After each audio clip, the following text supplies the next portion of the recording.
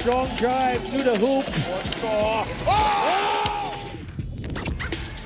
Eric, the turnaround shot. Nothing but net.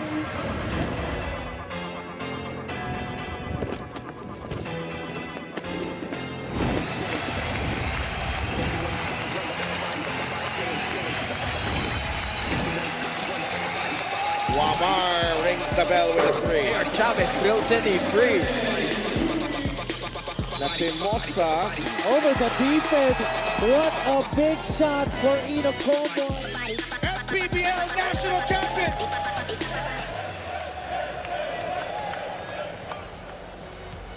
The term do or die is an understatement when it comes to what we are about to witness today here at the Caloocan Sports Complex. Both Caloocan and Pampanga have been rewriting the narratives of their teams this season. And today, we will find out if Caloocan can seal the deal in getting one step closer to their goal of a championship under the leadership of Coach Mike Sagigit, or if back-to-back champions Pampanga can prove that amidst the lineup change that their team experienced this season, they still have the heart of a fighter. Magiging mainit nga ang labanan dito sa Maharlika Pilipinas Basketball League. This is Game 2 of our best-of-3 playoff series between the Caloocan Batang Kankalu and the Pampanga Giant Lanterns. A two-time defending champion at bat, the Pampanga Giant Lanterns. The last 2 years, they were 18-0 in the playoffs. We talk about Caloocan. This is their third consecutive playoff appearance in the MPBL.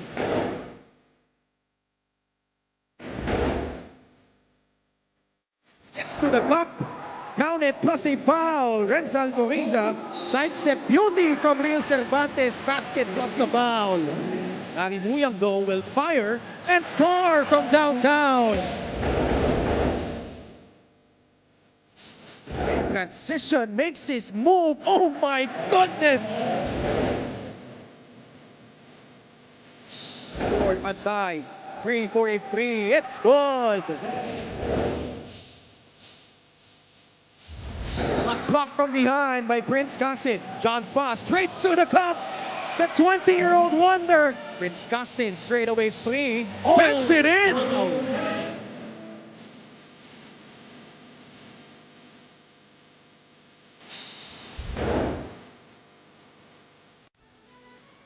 We are back at the Caloocan Sports Complex for Game 2 of your best-of-3 North Division quarterfinal series. Caloocan with 2 chances to close out the Pampanga Giant Lanterns. And for the Giant Lanterns though, and Archie Concepcion, it's now or never. Their three-peat hopes are under threat right now against Jeramer Cabanag and the Batang Kankalu. The Batang Kankalu have shown that they are capable of taking down itong Pampanga just like they did in Game 1. This is the first challenge dito sa MPBL Game 2 of your best-of-3 quarterfinal series sa Davtupas. Kasama si Javi Palania, kasama din natin si Gianna Lianes, and magandang gabi sa mga nanonood sa atin sa YouTube.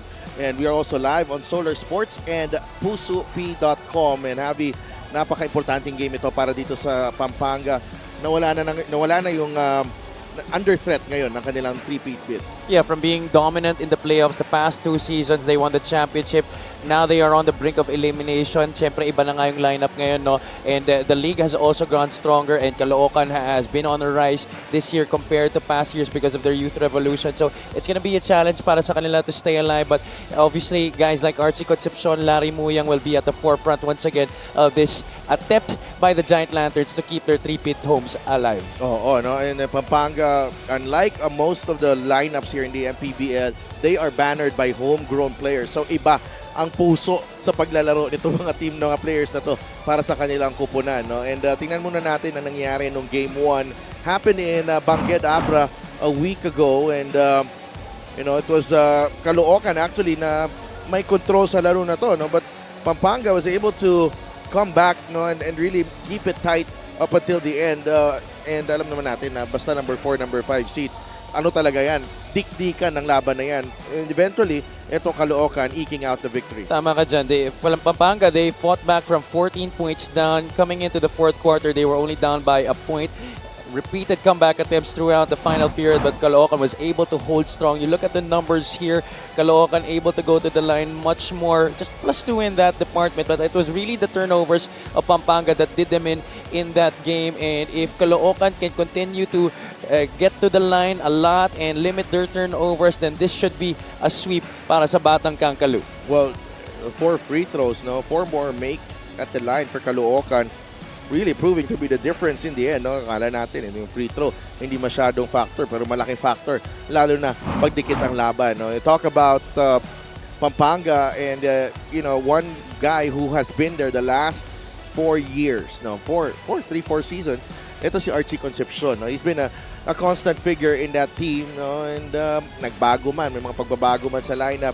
Andun pa rin si Archie, one of the most reliable players here in the league. And no doubt about it, he is the face of the Pampanga Giant Lanterns this season with the departure of Justin Baltazar and Enzo Serrano. Archie Concepcion continues to be the heart and soul of the Pampanga Giant Lanterns this year. Against Caloocan, he was able to score 16 points, 3 more than his average, but in my opinion, he's going to have to do much more in this game. Just apart from the scoring, he also has to be that vocal leader on defense as well, helping his teams also to get shots. They have to be, there has to be a lot more help around Archie Concepcion too.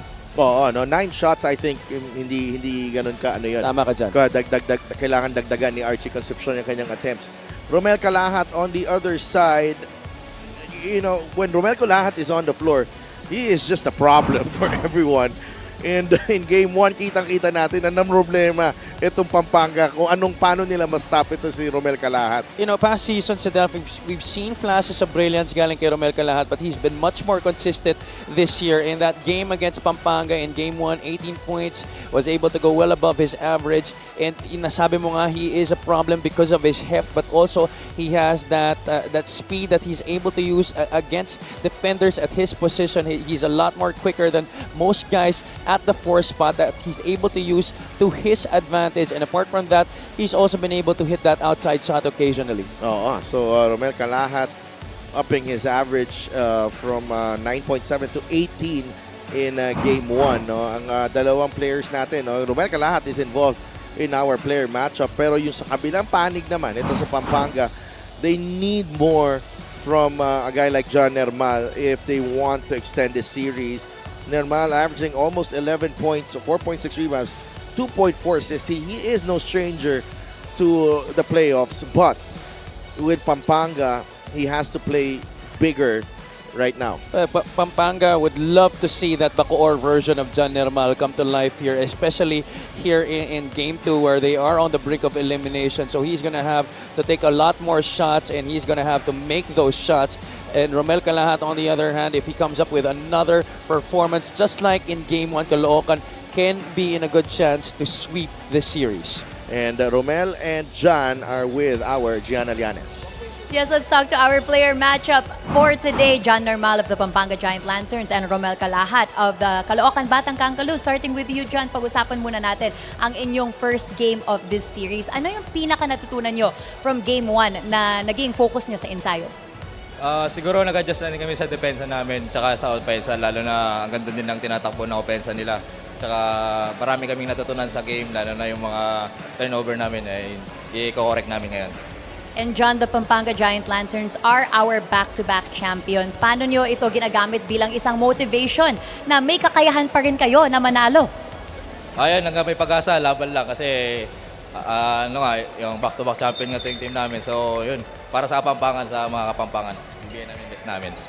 Thank you very much. Once again, that was John Normal of the Pampanga Giant Lanterns. Ngayon, kausapin naman natin si Romel Calahat of the Caloocan Batang Kangkalu. Romel, your team has won against Pampanga not just once but twice this season. Paano ito nakakapagbigay ng kumpiyansa sa inyo? Siguro po, sinunod lang po namin yung sistema ni Coach kung anong gagawin sa loob ng court. Saka, syempre, bawat role ng player, ka-teammates ko, ginagawa po namin. And Romel, may advantage nga ang inyong team for today's game because you are playing here in your home court. Ano ang mensahe mo sa lahat ng tao na andito ngayon para suportahan ang inyong koponan? Sa lahat po ng taga-Caloocan, suportahan niyo po kami. Bandang huli po, lalaban po kami. Yun na po. Thank you very much once again. That was Romel Calahat of Caloocan and John Normal of Pampanga. Let's turn it over now to our Coliseum Barker Miguel Pere for the start of the game. And here we go, mga kaliga, with our main game here inside the Caloocan Sports Complex. Welcome to Game 2 of the best of 3 quarterfinals in the North Division between Pampanga Giant Lanterns and your Caloocan Batang Kankalu. With the Batang Kankalu leading the series 1-0. This is the 2025 Manny Pacquiao's MPBL Season 7 playoffs. Live on PusoP.com, YouTube channel, and Solar Sports. Let's meet the starters. First, for the reigning and defending MPBL back-to-back champions, Pampanga Giant Lanterns, AMG3 Construction. Starting at guard, number 12, John Faa. At forward, number 9, Chris Lalata. Also at forward, number 77, Renz Palma. At center, number 8, Jemo Aguilos. And at two guard, number 10, John Lloyd Clemente. The Giant Lanterns is led by Pedic Matulak. Coaching consultants, Alan Trinidad, Mervin Mercado, and Georgie Jovicic. Assistant team managers, Ronald Nunod and Raymond Guevara. Team manager and team owner is Aurelio Heiji Gonzalez III.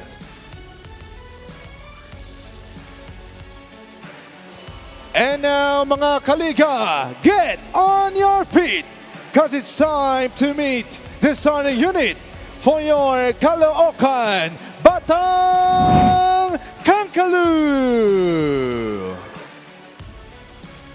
Starting at guard, number 24, Brian Enriquez. Also at guard, number 7, Janamer Cabanag. Starting at center, number 5, Ronnie Matias. At forward, number 19, Prince Casin. And the other forward, number 1, Romel Calahat. The head coach for the Batang Kankalu is Mike Sagigit. Assistant coaches, Philip De La Cruz, Mark Orias, and Stephen Mapera. Team manager, Mac Robert Ichandu. Team governor is Jeremy Tin. Team owners, Dennis Flores, and Honorable Congressman Oka Malapita. Pampanga starts with John Fa, John Lloyd Clemente, Jemo Igilos, Chris Lalata, and Renz Palma. Caloocan naman will have Brian Enriquez, Jeremy Cabanag, Ronnie Matias, Romel Calahat, and Prince Casin. So no Archie Concepcion and Larry Muyang in the starting unit para dito kay Coach Pedic Matulak. Sa kabila naman, Manday will come off the bench. And still no Chris Biton for Caloocan. Yeah, he is in street clothes again for this game, but the depth of the guard rotation of Caloocan has really helped them through despite the absence of Chris Biton. You know, different guys really stepping up to the plate and showing their worth for this Batang Kankalu squad that we've known to have lots of veterans in their roster the past few years, but this year, I believe there has been some sort of a youth revolution for this Batang Kankalu squad with Romel Calahat, Prince Casin taking over the leadership in the production for the Caloocan squad. Maganda doon, nagko-complement yung mga veterans like Ronnie Matias. They have allowed the others to shine. Real Cervantes as well, Paul Sanga. Naging mentor sila dito sa mga batang player nitong Batang Kankalu. Jeremy Cabanag, hindi ko rin makonsider na veteran to kasi medyo matagal ano na rin to eh. Bata pa to pero matagal-tagal na rin sa liga. Enriquez misses the 3. Renz Palma, they need a big game from someone outside of Archie Concepcion. You're right, yeah, just like what we talked about at the top of our coverage, Archie Concepcion obviously will be a given. Jan Nermal, we talked about how he has to bring it back, that Bacoor version of him. He was really something phenomenal for the strikers when they went up against the Giant Lanterns. The same thing he's playing for right now this season. 10.8 points is just not enough. Well, this is a bright start here for Pampanga. 7-0. Our officiating crew, Jay Castroverde, Maynard Centeno, Philbert Tugab, Brian Ramirez is the fourth man. Enriquez misses the 3. Over the top, balik sa Caloocan ng bola. Sa Pampanga rather, sorry. Some decent looks to start the game, just not falling so far for the Pampanga should just keep on pounding this right here in the opening quarter. John Ashley Fa.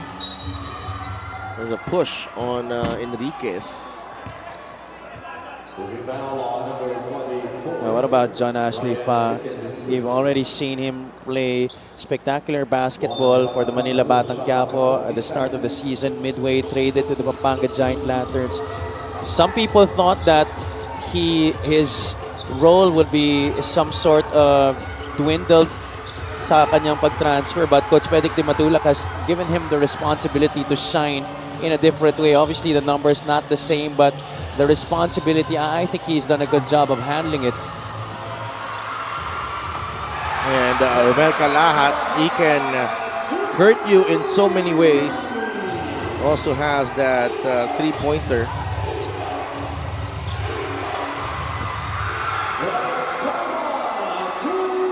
And Renz Palma with a couple of threes already in this ball game.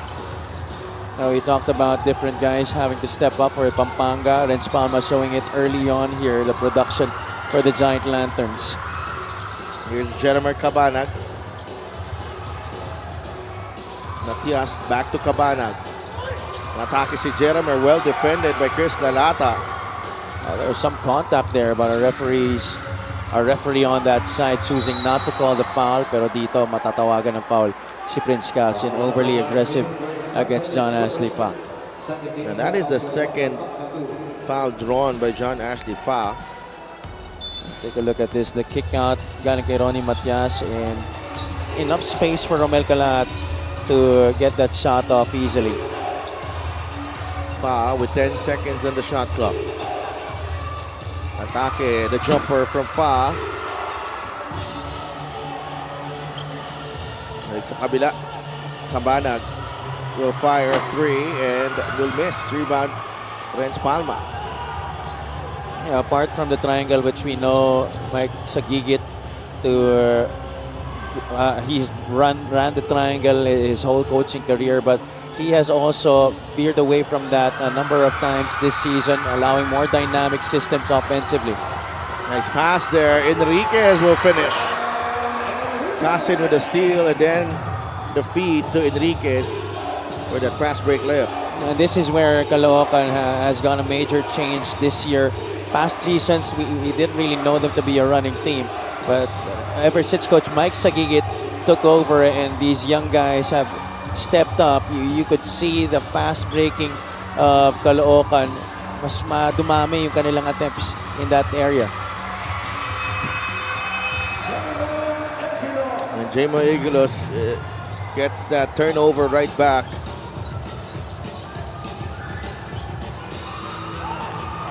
Calahat trying to barrel his way through. And Jemo Eguilos is not an easy guy to bump. This is the fast break of the game brought to you by Extreme X Pop personal karaoke speaker. Everyday karaoke. Nice setup by Prince Casin. Sidestep to the trailing Enriquez, who finishes that play. The first time in the game, Lars Muyang.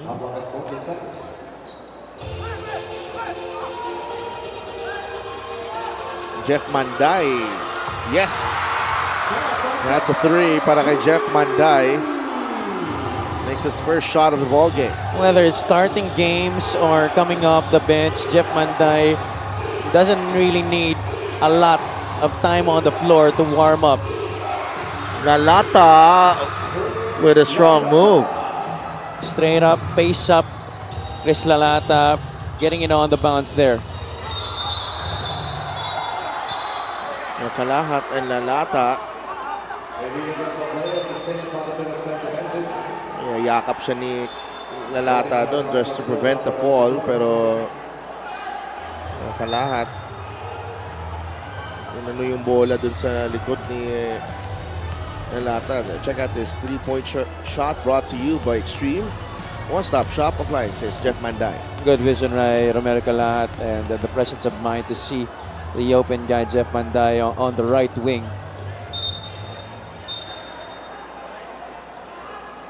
Just a regular foul on Chris Lalata. No, he is just a handful. Talking about Romel Calat.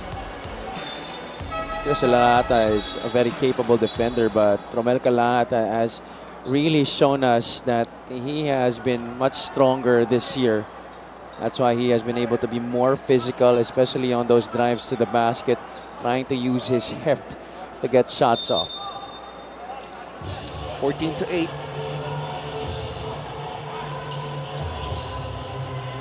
Sanga, fade away, yes. That's another assist para dito kay Romel Calahat. 14-10. Lars Muyang, masyado malakas. Sanga with the rebound. Jeff Manday looks ahead. Manday with a crossover. That is last touch Jeff Manday as Renz Palma pokes that ball away off his right foot. And let's bring in Gian Llanes. How do you define yourself as a player of the Caloocan Batang Kangkalu? Yon ang naging tanong ni Coach Mike sa kanyang kupunan before the start of the game. But he didn't want them to answer right away. He wants them to answer through their performance this match. Major milestone daw para sa MPBL career ni Coach Mike na manalo over Pampanga sa eliminations, but to do it here in the playoffs, he is in disbelief.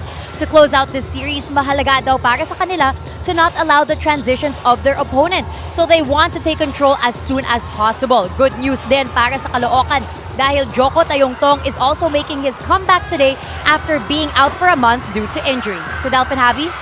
Maraming salamat, Gianna, as Pampanga with a well-ran fast break. Lars Muyang with the finish. And that's exactly the type of thing that Coach Mike Sagigit mentioned in that report by Gianna, that Caloocan has to prevent that transition attack para dito sa Pampanga. This is the fast break of the game brought to you by Extreme Cool Air Conditioners and Extreme Magpalamig. Free installation for split-type air conditioners. Caloocan has to do a better job after a miss run back and try to get some numbers in their favor against the Pampanga team that's trying to run. Here's Romel Calahat, back to Manday. 16-10. Manday swings it over to Sanga. The hard-arcing three is short. Rebound ni Delfino.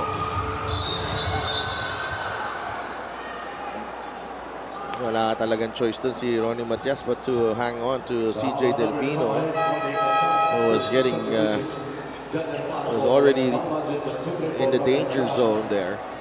He was in fifth gear there, talking about CJ Delfino. Imagine to have John Ashley Fast start the game for you and then CJ Delfino coming off the bench. Those are two really quick guards.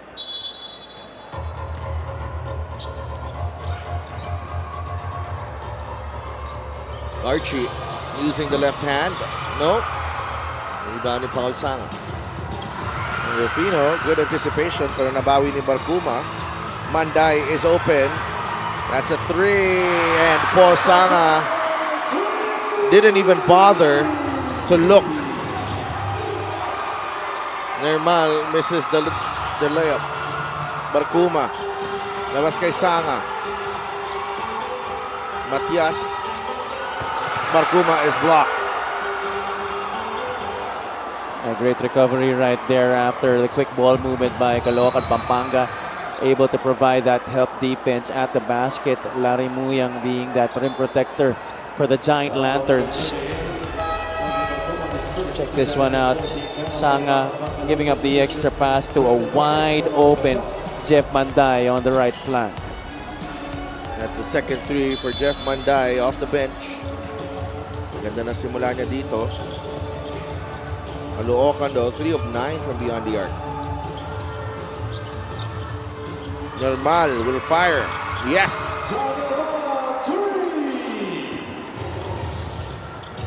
Maganda din yung start ng Pampanga.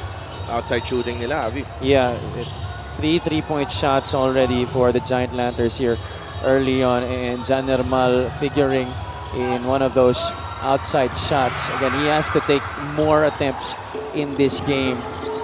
Pampanga cannot afford to not have John Nermal be aggressive and finding his offense sa laro na to. Larry Muyang, really prone to that traveling call. No? Minsan nagagawa niya ng paraan, pero that time he gets whistled for the travel. Pero eto, tira ni John Nermal.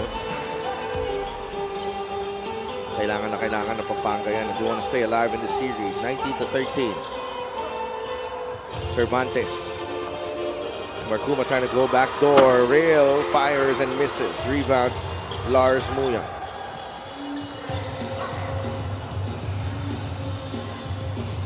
Muyang. Delfino. CJ.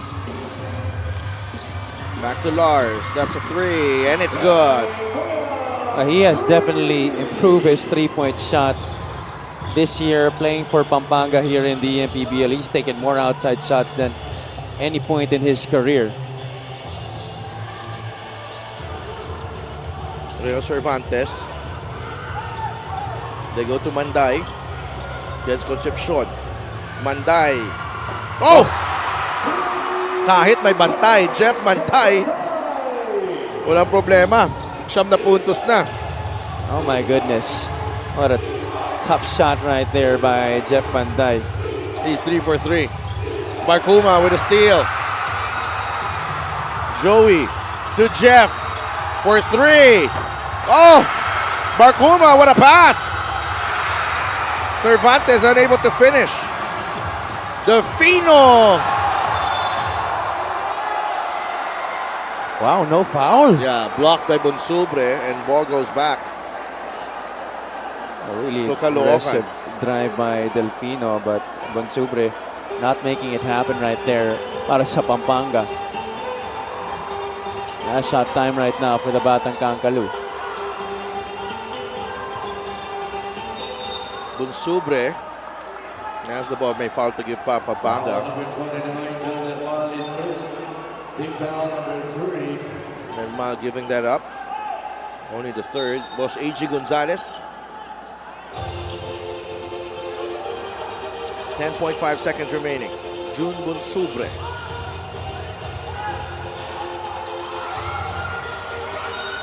Marcuma. Ay, tayin mo kasi yung pito, Joey, kasi pwede ka namang hindi dire-diretso dun eh. Hindi mo nahintay yung pito. Pero sanay si Marcuma na mabagsak ng ganun eh. That's just his game. Really going full speed every time. Oh, offensive foul. 1.4 seconds remaining. Paul Sanga is whistled for the offensive foul. Tingnan natin. Sa pantira dito for Pampanga, Archie will shoot. And he makes it! Just beyond half court, Archie Concepcion took one dribble. And J.R. Olegario hit one earlier. What a day this has been. Lots of tough shots being made. Yes, that should go in. That's definitely gonna count. Archie Concepcion. What a shot right there. Talaga sinipat din na mabuti. And this is something that a lot of teams do at the end of practice. Minsan talaga nagpapakontest sila ng mga ganyan. They did that in Abra, I believe. Yeah, may premyo yan eh. Mga minsan 3,000, minsan 5,000. Sa Dubai, ano yan? $100. 25-16, the Giant Lanterns in control at the end of one.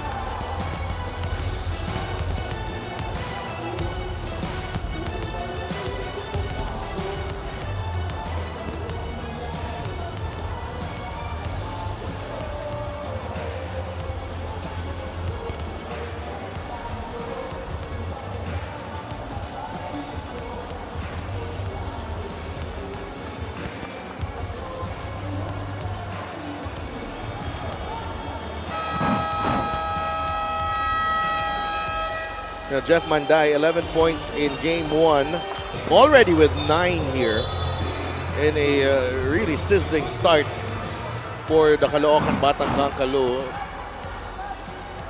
And he's been on target right now. Even with the defense all over him, pag libre, kahit may tao, walang problema para kay Jeff Manday.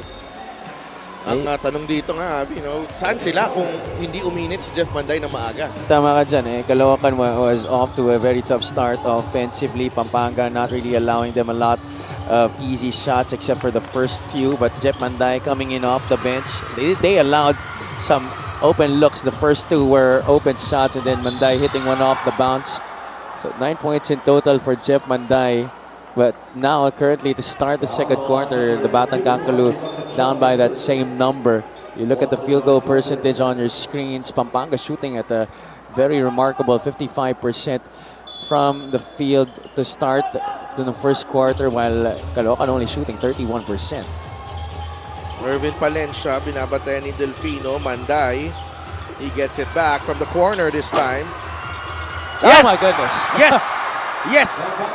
Jeff Manday, fourth triple of the ball game, 12 points. This day has been absolutely crazy. Grabe, Jeff Manday, 12 points, 0 rebounds, 0 assists.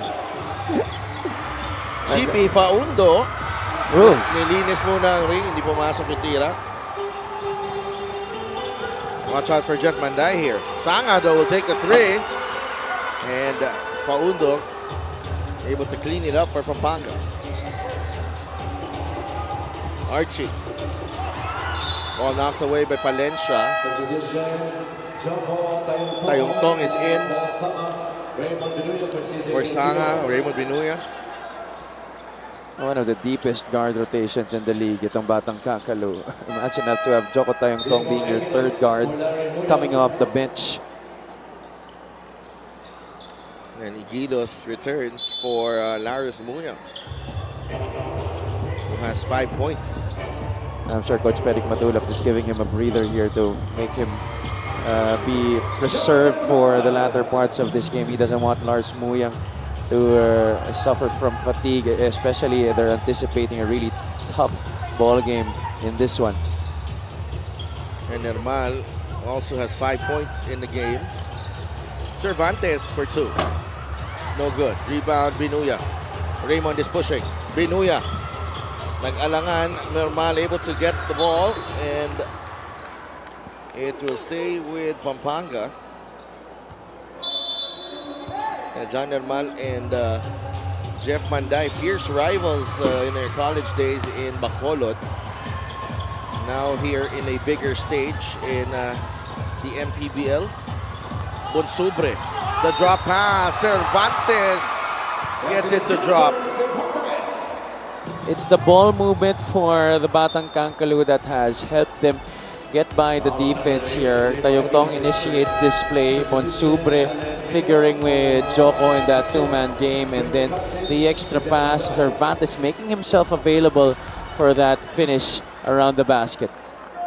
And Jeff Manday will go back to the bench. Hopefully, for Caloocan, mainit pa rin siya pagbalik niya. There are other guys who can take over the scoring on the floor here for the Batang Caloocan. Prince Casin, Joko Tayungtong, very capable scorer as well. And Cervantes also pitching in with his efforts. 27-21, 8 minutes remaining. Nermal. Faundo was not aware. Palencia to rail. The jump stop, the gather, the miss. Binuya to Alan Mina. Will shoot the three. Mina knocks it down. I think that's one guy who has to be more present in terms of producing points for the Giant Lanterns in this game. More importantly, now that they're facing elimination. Palencia goes to Casin. That's a three. And that's an air ball. Medyo dumala siguro yung bola sa kamay niya after that release. His three-point shot is brought to the extreme. One-stop shop appliances. Alan Mina. Dangerous when he just walks into that three off the bounce as well. Nermal. He'll launch the three as well. And John Hermal has answered the call here in game 2 as Pampanga has built a 12-point lead here in the second quarter. John Hermal, one dribble pull-up. That's nothing but net. Just like we talked about, Sidelf, at the top of our coverage, Jan Hermal needs to be in the mix offensively, and he has done exactly that here. 7 minutes remaining here in the first half, 33-21.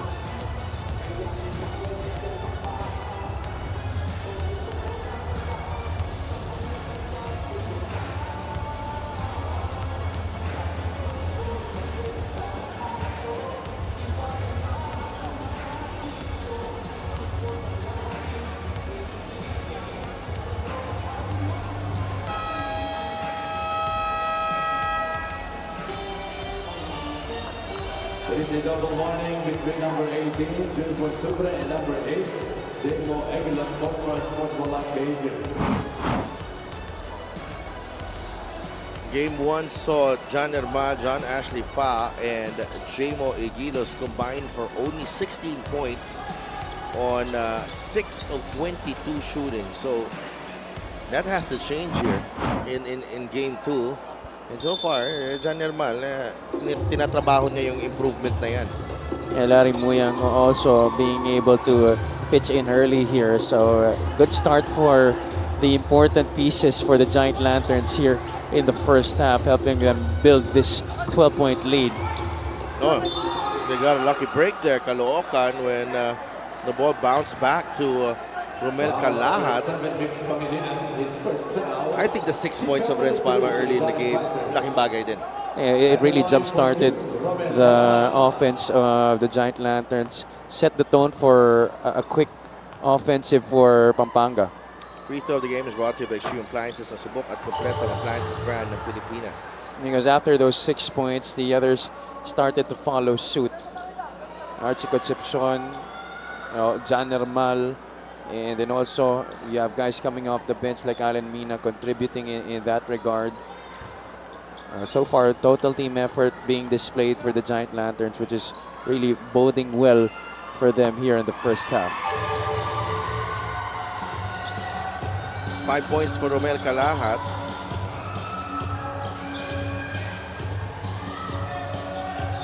Mitch Pangilinan. Back to Raymond Benuya. Renz Alcoriza has also checked in sa ball game na to. Mina will launch it and hit the three. What a shot. Alan Mina, he was off balance there. Yes, sir. Fading away to the right side. Shot clock winding down. No problem para kay Alan Mina. He's off to a good start as well. Yeah, 3-point shooting here for Pampanga. You can argue na itong 3-point shooting ng Caloocan init na init din because of Jeff Manday, but Pampanga is 7 of 9 from beyond the arc for 77%. That's a really high clip for That is outside shooting. ridiculous right now. Definitely. Alcoriza, this is more like it. If you're Pampanga, extends the lead to 15, 38-23. That has one thing that they have been able to do so well here in the first half. Apart from their outside shooting, they've been able to go in transition and attack without the defense of Caloocan setting up. Alcoriza back out to Pangilinan, puts the ball on the deck. Egilos against Matias. Nagcut si Benuya. Benuya with a layup. Well, that started off with a little X action involving Jamo Aguilos on the elbow on the right side, and then you have Benuya cutting on the weak side, able to get by the defense and finish at the basket. Lead is at 17. Kasin to Matias. The cut from Tayong Tong, and he banks it in. And Coach Pedic wants to talk things over. Halfway through this second quarter, Pampanga has led by as many as 17. And at this time, we'd like to give a warm Raymond Benuya with that layup right there. Sinagot naman ni Joko Tayong Tong. 40 to 25 as we go into a break. To Congressman in the District of Caloocan, Honorable Timmy Asisio. To Pampanga City, Honorable Mayor Alan Malapitan. And to Caloocan, Pampanga Team Owner, Honorable Congressman Hoppa Malapitan. This is the fast break of the game brought to you by Extreme X Play on the go speaker. Take your music anywhere. It's Renz Alcoriza finishing the break. But what about Raymond Binuya coming in? Only 3.5 minutes so far of action. Binuya has 4 rebounds and 4 assists. He has definitely affected the game in a very positive way. John Ashley fine, Carlos Delfino starting it off for Pampanga in the point guard spot, but Raymond Binuya playing some quality minutes for the Giant Lanterns here in the second. Let's go to Gianna Llanes. Pampanga entered the game with one goal in mind today to make this a run-and-gun match. Alam daw nila na sa transitions talaga ang strength nila and that they cannot allow Caloocan to set up their plays. Ayon kay Coach Pedic, perfecting their pressure was the focus at practice. Napakahalaga rin daw para sa kanila ang strong start ngayon, feeling that's what they lacked the most last game. In Coach Pedic's words, it is most important to play with pride for their team this game. Back to you guys. Now they have to play with pride, because this is do or die. Their reign as champions are on the line here. It's under threat at the moment. Tama ka dyan. 5 quick points para kay Prince. Apart from Romel Calat, Delfini has been a central figure in Caloocan, rising here in this season. Manday is called for the foul on Alcoriza. Foul on number 30, Jamanda is fixed. Substitutions has Look at this handoff situation. That defense of Alan Mina going under that handoff by Romel Calat. Prince Casin has improved in that 3-point shot this season. 42 to 30. Armenion lost the handle. Not a good start para kay Andre Armenion. Kalahat inside. Count the basket plus the foul. Strong drive. Romel Calat once again using that power of his, faking that handoff to Jeff Manday, who eventually set that screen for Romel to be able to get him through. It's straight to the basket there, powering through with that basket. Bonus free throw for Romel Calat. Kalahat will shoot the bonus. 7 points so far.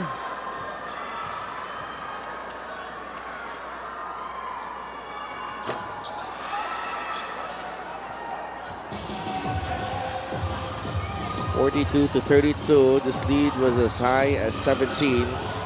Lalata. Palma. Nakabuelo. The sidestep. Ooh, could not get the roll. Balik sa Caloocan. Manday pulls up. No. Palma secures the rebound.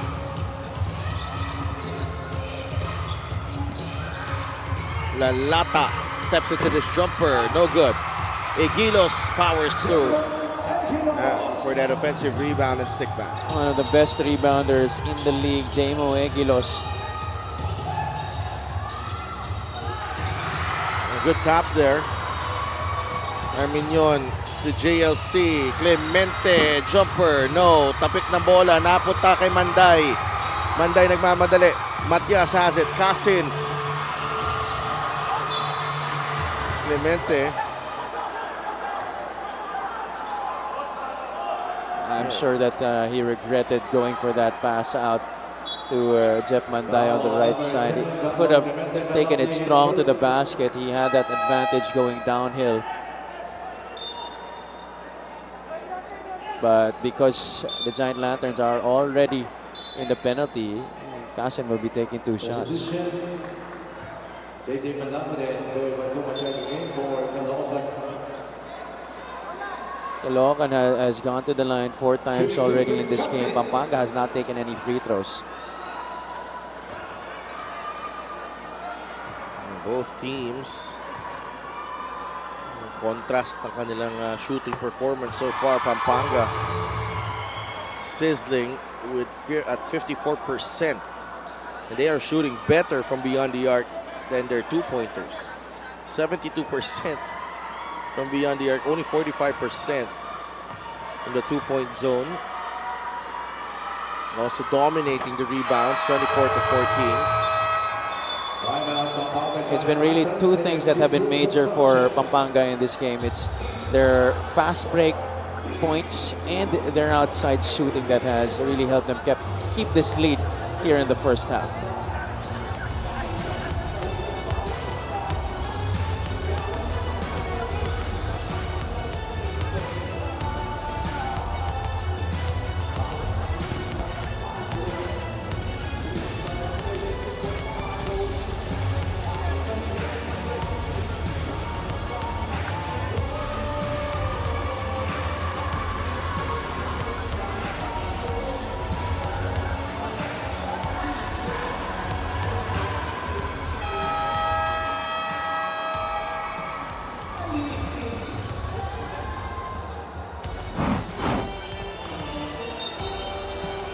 This is the thing with Prince Kasim. When you give him a chance, he knows and he understands the opportunity and he makes the most out of it.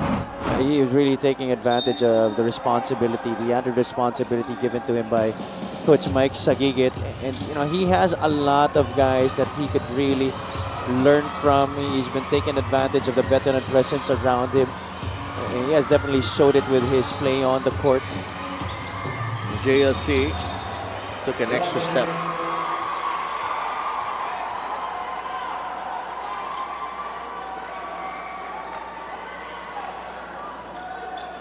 Caloocan with 2 minutes to try and make this a much more manageable deficit to come back from. LGR is the official outfitter of the MPBL. Maraming salamat sa LGR. Manlangit, bigay kay Manday, now with Kasim. Lost his footing. Naagaw ni Igilos, takbo ang Pampanga. Palma, got the step. Palma. It's last touch on Renz Palma. And that's better transition defense for the Caloocan Batang Kangkalu, really making an effort to sprint back down. Even if Renz Palma was slightly ahead, Manday making that effort to get between that passing lane and stopping that. Manlangit. Minute and a half remaining in the second quarter. Barkuma goes to Matias. Shot fake. Labas kay Kasin. Kasin able to draw the foul. Foul on number 8, Aguilar's penalty, his third. Pangatlo na yan for Jemo Igidos. And Kasin able to get to that spot in the elbow.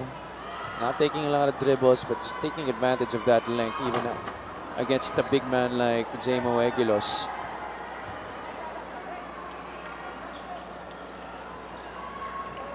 Kasin at the line. Pampanga has yet to shoot free throws here in this ball game.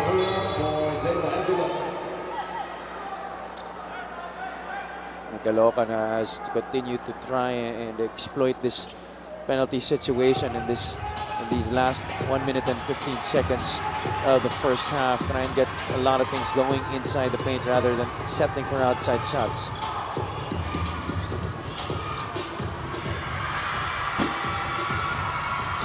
Nagawan sa bola, ends up with Matias. Under a minute remaining, Caloocan with a chance to inch closer here. They were down by 17 earlier. Matias pulls up. Short rebound nilalata. One thing that we have to note in this game, usually in the playoffs, teams usually shorten their rotations, but both squads here, especially in this game, they've used a lot of players already, more than 10 players being fielded in by both squads just here in the first half alone. And both coaches keeping it fresh. And talk about fresh right here. This is a breath of fresh air para dito sa Pampanga. An easy two underneath for John Lloyd Clemente. 46-35. Lamang ang Pampanga. We'll be right back.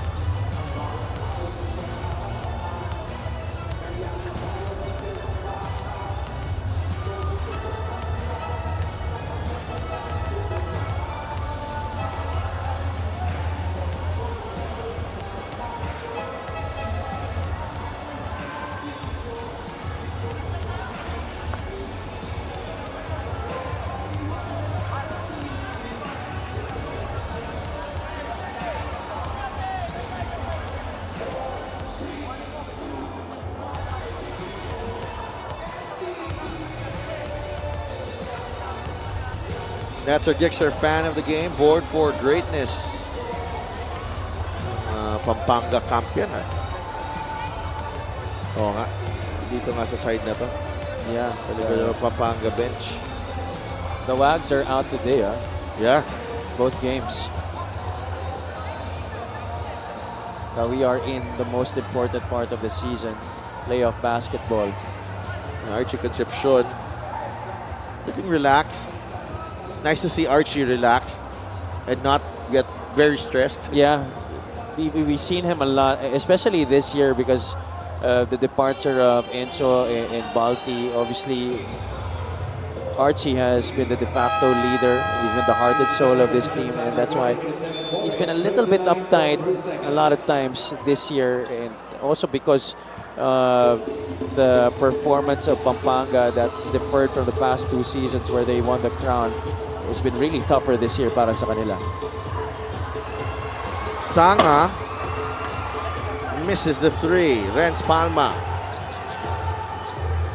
It goes to Lars Muyang. Muyang, no. Sapa, Lars, the hook. Natapik. Lars, nabitawan ng bola. Kasin.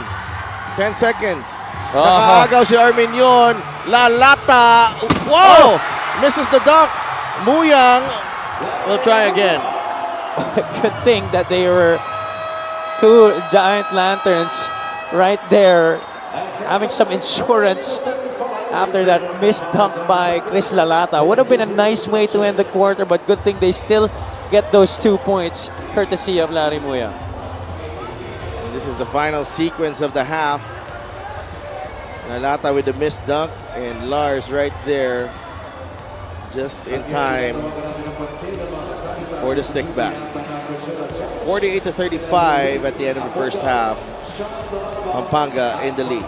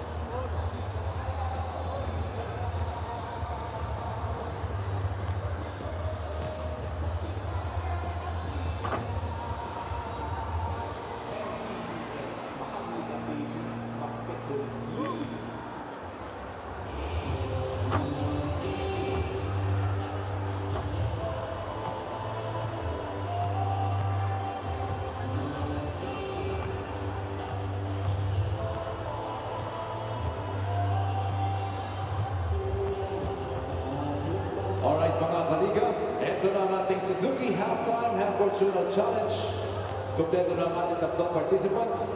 Simple lang ang mechanics. Bawat isa ay one attempt mula sa half-court line. At kapag na-issue nila, mag-uwi sila ng brand new Suzuki Birdman Street. First contestant natin si Melvin Nas. Alright, Melvin. One attempt para sa bagong Suzuki. Let's go!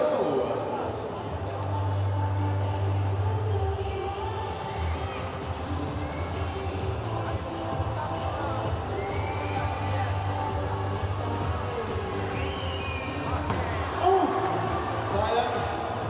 Kinabusan ng konti. Thank you very much, Melvin. Up next is Sean Toralba. Alright, Sean. Galingan mo, Sean. Para sa Suzuki Birdman Street. Ayan na. Short. Thank you very much, Sean. Last one, si Marcelino Reynaldo. Alright, Marcelino, asintahin mo mabuti ha. Take your time. Ikaw na kaya susunod na mag-uwi ng Suzuki Birdman Street. Good luck. Ayan na, and short. And thank you very much, and that's it. From the Suzuki Halftime Acquisition Challenge brought to us by Suzuki, the official motorcycle partner of the MPBL. With Suzuki, oras na para magmotor.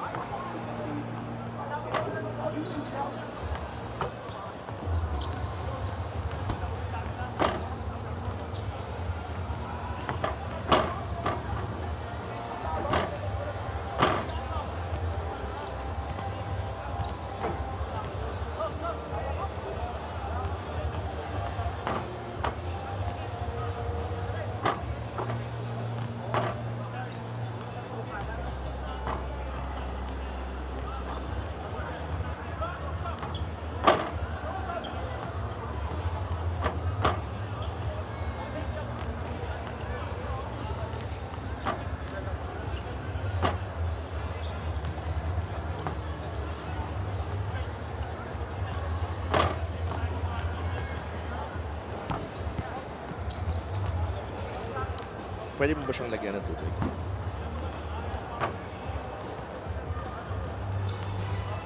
It's the first challenge for Pampanga and Caloocan, and we have reached game 2. Halftime dito sa Caloocan Sports Complex. The Giant Lanterns trying to keep their season alive. They are ahead by 13, and the outside shooting, the three-point shooting of Pampanga, and then abante nila sa rebounding, just proving to be the key in this dominant first half. And that was jump-started by a very good start para sa kanila. They came out of the gates really aggressive, pushing that basketball, finding those open shots in the half court. They've been able to launch some good looks from the outside, and that's been the difference here in this game. Caloocan could not seem to limit the production of the Pampanga Giant Lanterns, even with a run really coming in the second quarter for the Batang Kankalu. Pampanga was still able to manage to keep them at bay because of those three-point shots and fast break points. And look at the rebounding today, a plus 14 in that department, which has really given them a lot of opportunities. Well, one thing I've noticed here, actually, Abby, they are very loose right now. Ito Pampanga, you know, they don't. I don't see, you know, parang buong season kasi you feel like when they're on the floor, there's like a weight, an extra weight on their shoulders. Tonight, I don't think it's there, and that's translated to their play on the floor. Tama ka dyan. I certainly agree with you with that point, because obviously there is that pressure to live up to them being two-time defending champions, but this is a totally different team, which is why I think that pressure has been felt para sa kanila. But yes, in this game, it has been completely different. Yung kanilang mindset, yung kanilang attitude, the way they conduct themselves. Nakita na nga natin si Archie Concepcion kanina. Even in this second game, they're on the brink of elimination, but you see him very loose on the bench and even smiling. Yeah, and even hitting that three-pointer beyond half court. So we do have a technical issue here with the shot clock. We will be right back.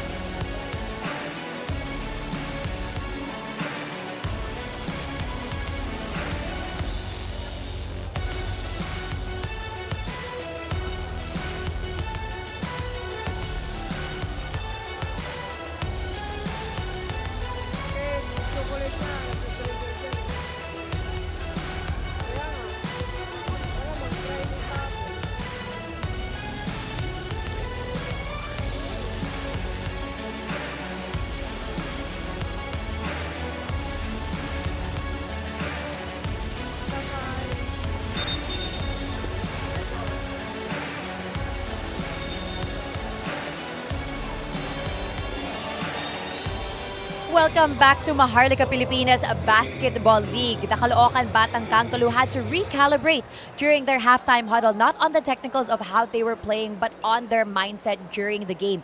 Sa tagal na daw nilang magkasama, alam nila that they shouldn't be playing with any fancy moves and that there is not just one hero on the team. Kaya simplehan lang ang laro ang naging payo ni Coach Mike Sagigit sa kanyang koponan in order to get that lead during this second half. He reminded his team that he knows that they're not the strongest when it comes to offense, pero may kumpiyansa siya pagdating sa kanilang depensa, so they want to play on their strengths by covering the bigs of their opponent to take control. He also adds that there is time when it comes to basketball, kaya pwede lang bilisan ang laro basta simplehan nila ang kanilang mga galaw. He asked his team before going into the second half, hahayaan pa ba natin na makarating tayo sa Game 3? Adding, we talked about finishing this today. Back to you guys. Thank you so much, Gianna. And I think the call was, as sinagot na nitong Batang Kangkalu in the first two possessions of the third. Everything inside the paint in the first two baskets there. Yeah, and ang maganda yung sinabi ni Coach Mike kanina that they should take care of business here in this game. And I think the key point that Coach Mike made in that halftime huddle reported by Gianna is the fact that he really told his team to keep things simple. Don't try to overdo stuff. They have been successful when they're trying to just run the offense and not try to overdo things. If you try to force yourselves into this Pampanga defense, these Giant Lanterns are not going to budge. They're going to try to extend this series, and they've been doing a remarkable job of that. And the fact with the 3-game series is when you win the first game, you have to try your best to win the second and sweep it, because when the other team gets to win Game 2, momentum will be on their side, and Caloocan doesn't want that. Nermal fires a 3. It's off the mark. John Hermana has been able to hit some outside shots in this game, but I do want to see him attack the hole more here in the second half. Manday, no good on the 3. Here comes Pampanga. John Ashley Fa against Barkuma. Took an extra step. That's a travel. Unable to control his momentum there as he tried to hit the brakes, attacking the defense on that right side. Caloocan with a few stops to begin this second half. 10-6. Turnovers. Cabanag, late whistle, but a foul on GP Faundo. This is part of what Coach Mike Sagigit preached during that halftime huddle. By keeping things simple, it means to be aggressive, attacking the basket. When you see that there's advantage for you going downhill, especially if you're Jeremer Cabanag, Jeff Manday, all these guys who have the ability to attack the basket, try to fish for those fouls. Get guys like GP Faundo and Larry Muyang in foul trouble. Jamo Equilos as well when he comes back in, because when these guys are off the floor, then Caloocan will have an easier time. Free throw of the game is brought to you by Extreme Appliances, ang subok at kompletong appliances brand ng Pilipinas.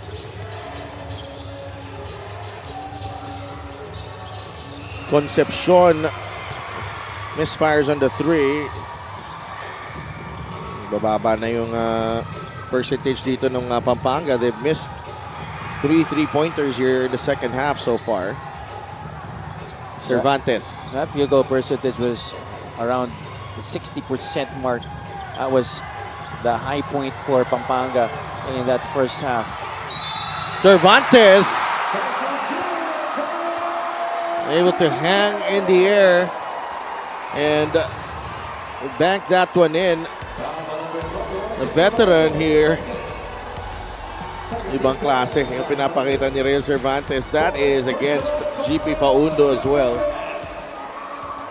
Yeah, like in a long season like we have, there will be times where veterans like Real Cervantes, you will not see some production from him in a very consistent manner dahil minsan they also sit out games, but in the postseason, you could expect them to put on these kinds of performances. Solid minutes so far for Real Cervantes here in this game. John Ashley Fa for 3.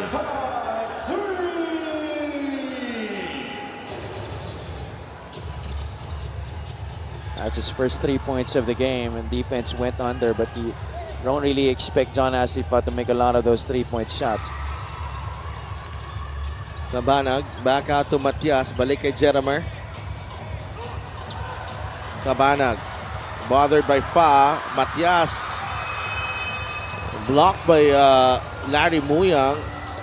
Concepcion, zigzagging his way through. Labas kay Nermal. 3 doesn't work. Manday in a foot race. And he wins the foot race, Jeff Manday. It's down to 7. Caloocan giving Pampanga a dose of their own medicine there. Good unselfish play by Jeramer Cabanag, recognizing Jeff Manday ahead in transition, giving it up. Fast break of the game is brought to you by Extreme Cool Air Conditioners. Ang Extreme Magpalamig. Free installation for split type air conditioners. It's simple, just like what Pampanga did in the first half. They've been able to dominate the glass, and that has given them opportunities to go out in transition and score some easy buckets. That's what Caloocan has been able to do more compared to the first half here in the third quarter. Fa. Masyadong malayo kay Nermal, kay Muyang ang pasa. Nice trap by both Cervantes and Joey Barcuma to force John Ashley Fa into that turnover. And Cervantes again able to fish a foul. Foul number 21, Jimmy Fodo, his third. 1 out of 5 in the first half, but he has been going to work here in the third quarter.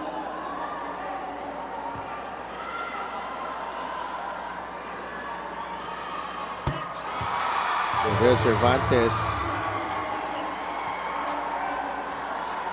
pulls Caloocan to within 6. I think another thing that has made Caloocan a much better offensive team here in the third quarter is the variety dun sa kanilang opensa. You know, it's not just Real Cervantes. There are times where it's Jeramer Cabanag initiating the offense, and that ball has been moving more compared to the first 2 quarters. Binuya comes right back. Renz Palma is in as well.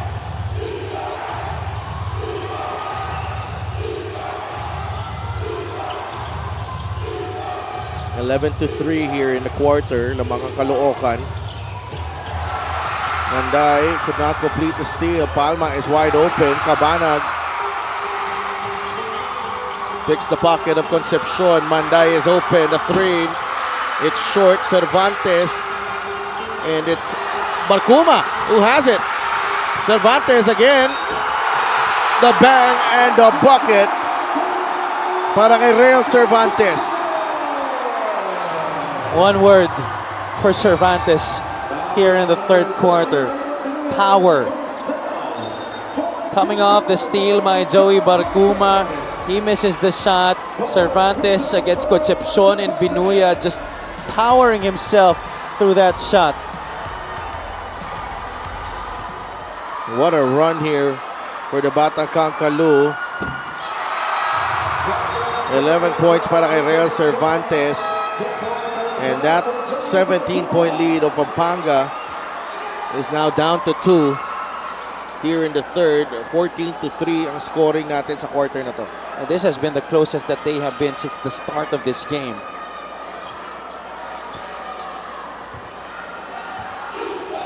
(51-49).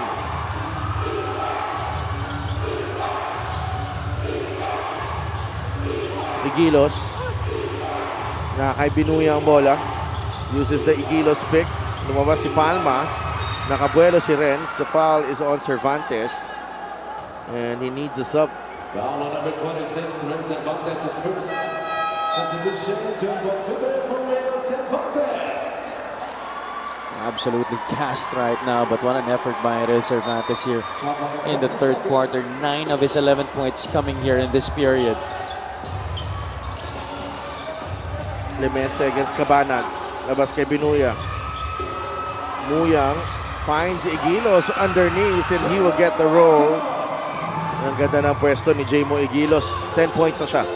Got himself in that spot against Jun Bonsubre, who allowed him to be that close near the basket and have the advantage. But nice answer here by Joko Tayungtong. It's the quick attack inside. Nothing too flashy, just a simple attack to the basket. That's a hold on Jun Bonsubre. Foul on number 18, Junbun Subre is first.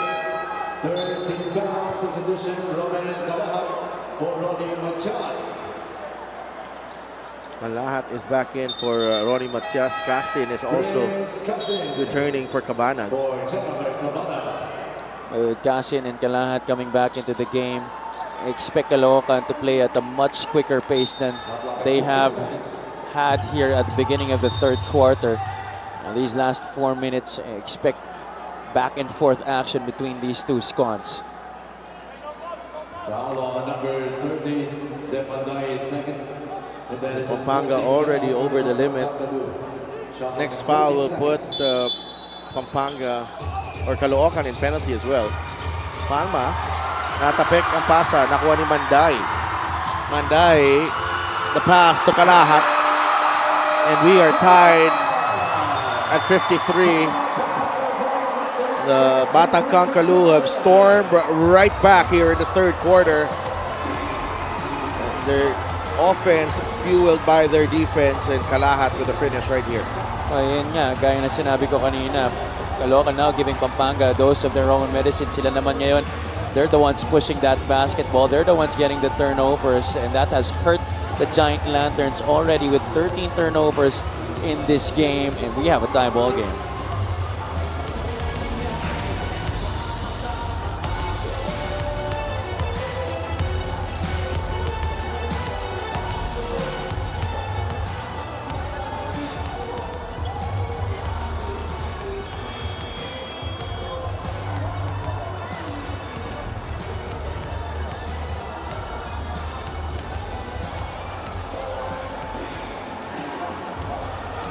That's our fan of the game, brought to you by LGR, the official outfitter of the MPBL. Nabalik ang Liga ng Bawat Pilipino dito sa Caloocan Sports Complex.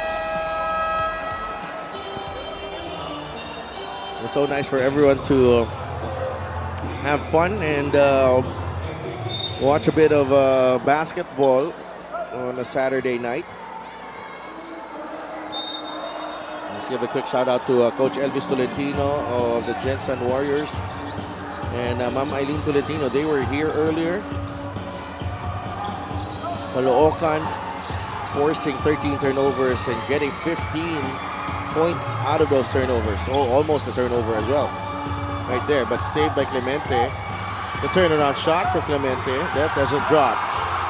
Kalahat with the rebound. Chance to take the lead here for Caloocan. Play broken up by Palma. It will stay with Caloocan. And compared to the first half, there has been much more tentativity with the Pampanga Giant Lanterns initiating their offense here in the third quarter. And that's been a stark contrast to how Caloocan has been running things on their side of the floor. Nuyang gets a breather. Lalata fouls Tayungtong. And they want their review for a possible unsportsmanlike foul. Yeah, the Caloocan bench felt like Tayungtong was caught on the neck, but I don't think they're going to review this one. Tayungtong will now be taking these two free throws. Pampanga has yet to shoot free throws in this ballgame.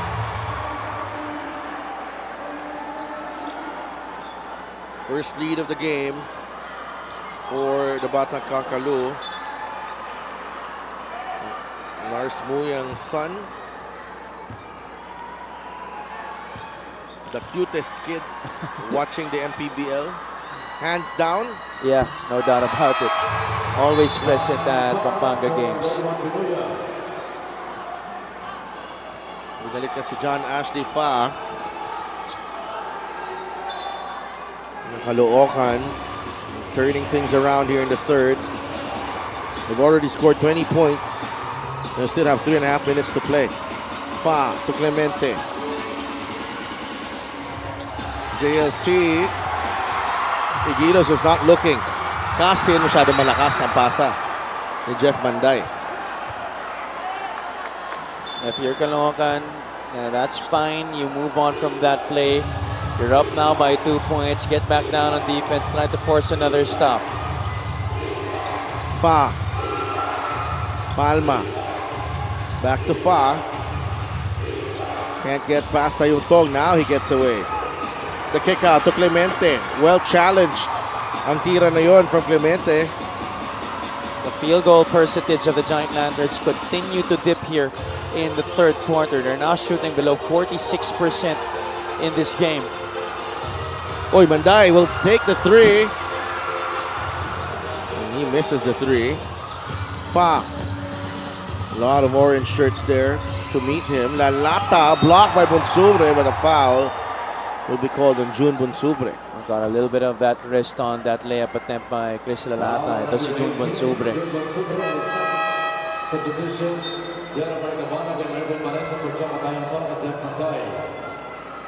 Pahinga muna si Tayungtong and Manday. Balik sa Palencia and Cabanag.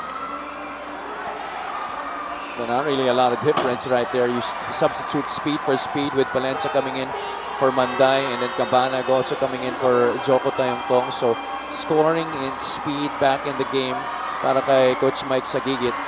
That's the first free throw para sa Pampanga. 0 for 2 for Chris Dalata. And that, I think, is something that they really have to build on, especially as we enter the fourth quarter in a few minutes. But wow, Caloocan continuing their spirited run here in the third. And Pampanga looks out of sorts right now. Another turnover para sa kanila. They've been fumbling the basketball. Again, the tentativity has really hounded them and has caused them a lot of errors. Prince Cassian given space right there on the left wing. Doesn't hesitate to take that shot from the outside.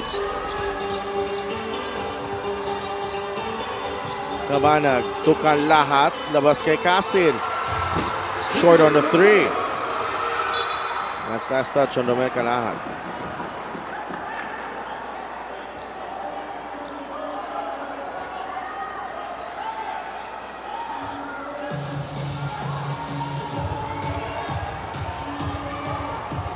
to 53. Nalata. It's a poor pass. Cabanag in a rush. Oh, It's a poor pass as well. Nagpalitan ng turnovers yung dalawang kumpanan natin. Casin trying to restore order here.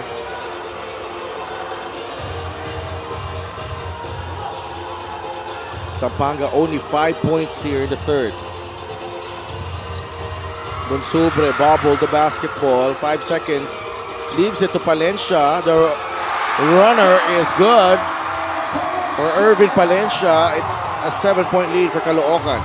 Bonsubre could have just went up for that shot, but unselfishly giving it up to Irvin Palencia with that slot cut.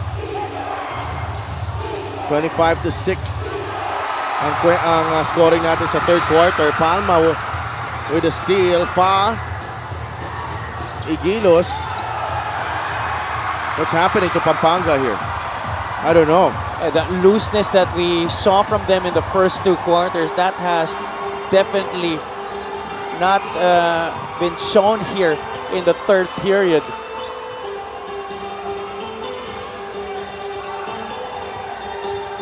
Kalahat is fouled by Palma. When they continue to attack you in different ways here in the third quarter, talking about the Batang Kangkalu, and you see it's a total team effort para sa kanila. Kung yun yung nakita natin galing sa Pampanga in the first half, Caloocan now resorting to team play here in the third period. Different guys figuring in different parts of their offense. And what a quarter, 20 seconds remaining.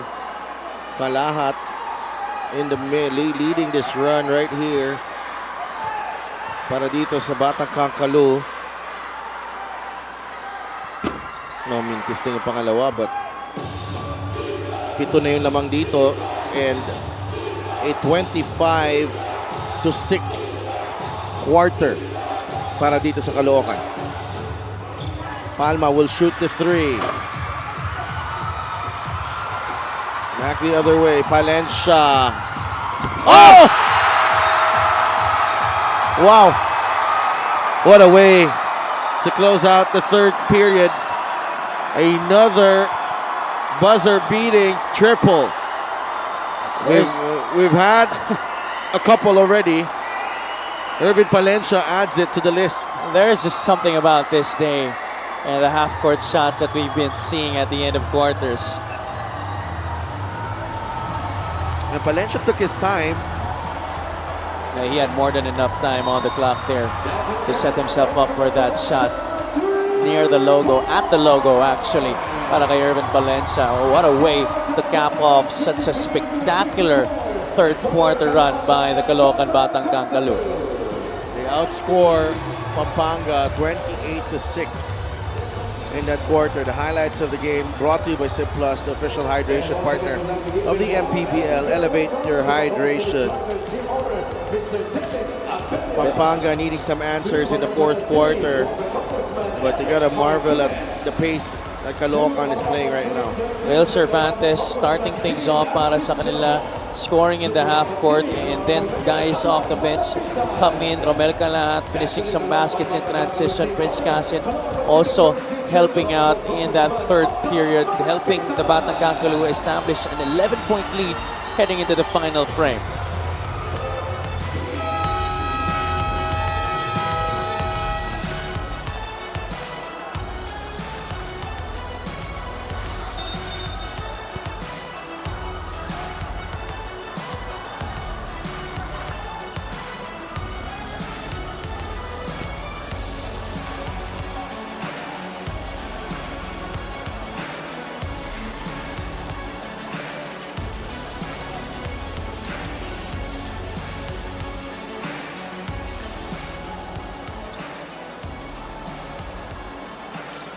Babalik ang Liga ng Bawat Pilipino dito sa Caloocan Sports Complex.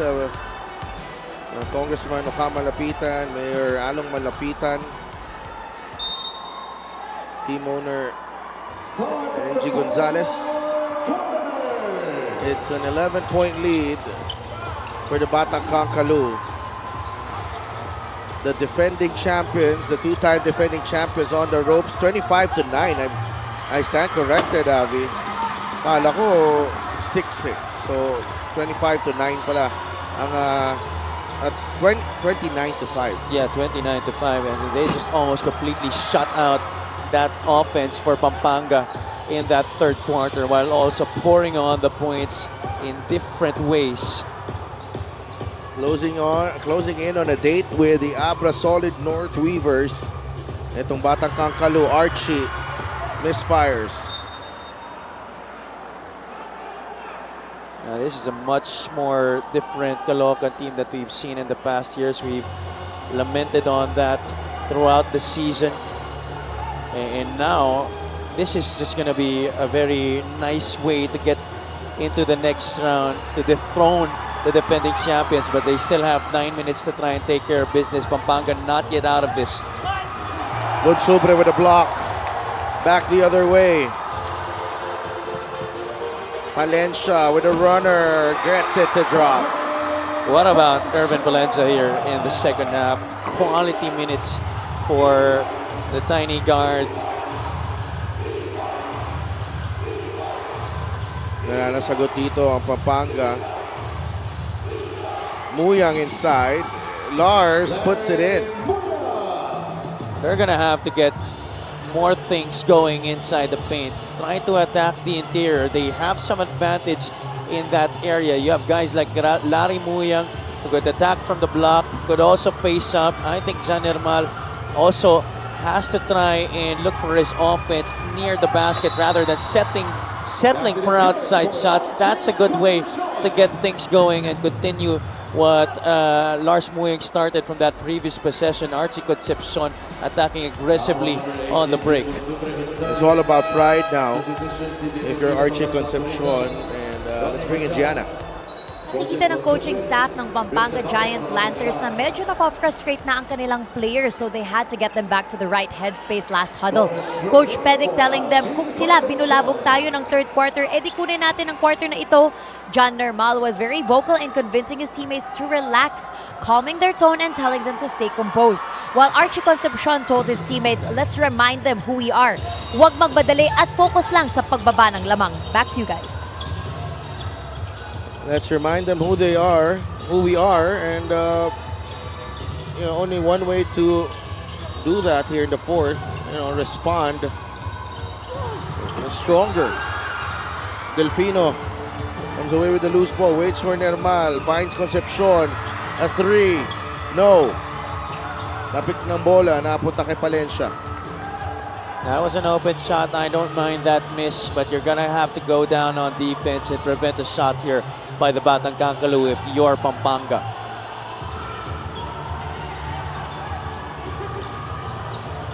(66-58). Cervantes against Normal. Got the space that he needed there. Could not get it to drop. Cabanag for three. Still no good. And there's a foul on the loose ball on Cervantes. Now this is more like the kind of defense that they played during the first two quarters, talking about Pampanga, making it difficult and making Caloocan think twice about the shots that they're going to take.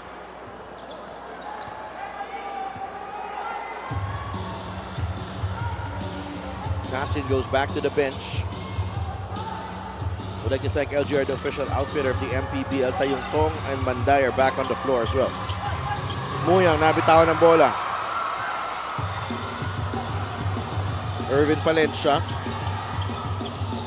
Cervantes. Ronnie Matias.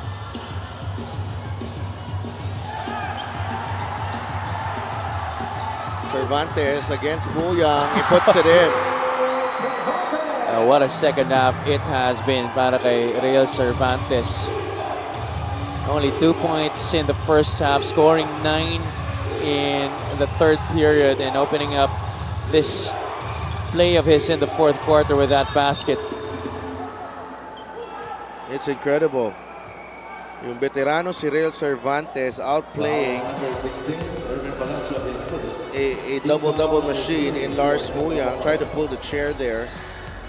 But Real with our Gigster great move of the game, born for greatness. I think this is something that Larry Muyang has to do on their side of the floor. If Cervantes is taking him to the block and in the post trying to back him down, I think that's also what Pampanga needs to do in trying to set up Larry Muyang more than having him in the middle. Try to get him on that post area. I think they could have done it earlier when they could have slowed the game down. Yes. And that's a foul on Manday.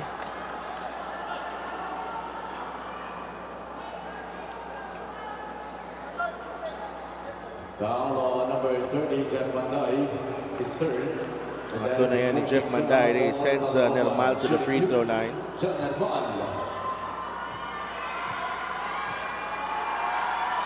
Caloocan has shot 15 more free throws than Pampanga. And that just explains to you the difference in these two teams trying to get something going inside. Just the number of free throws that both squads have taken have really told us which team has been more aggressive in attacking the basket. 68-60. Under 6 minutes to play. Palencia. That's a foul on Delfino. Caloocan already in penalty. Something that Pampanga can exploit moving forward here. Only the first time in this game that Caloocan has gone over the limit.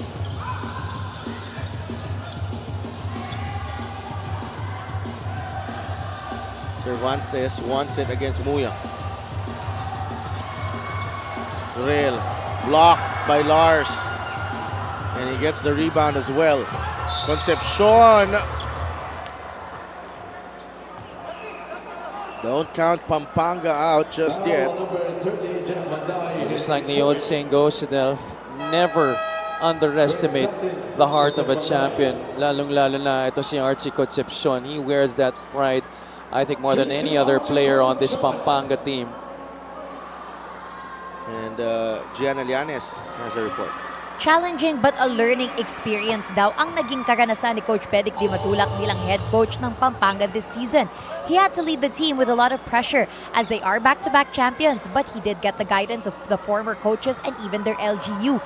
Aminado siya na he is unsure of the fate of their team for next season, but if he could add something, he would love the presence of a veteran guard.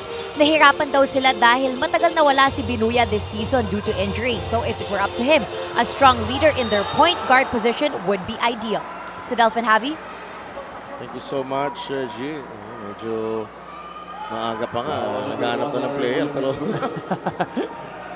ganun talaga. You know? I think that's what's really taken our league to really higher levels each season that we've gone through. It's because of the conscious effort more teams really trying to beef up their roster. Lalo lang na itong Pampanga, no? With the other teams in the league strengthening their teams, it's up to them to also keep up.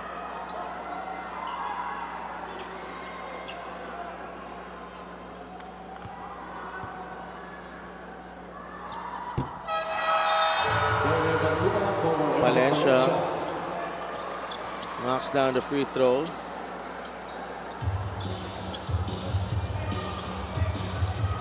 Nine-point game. Archie.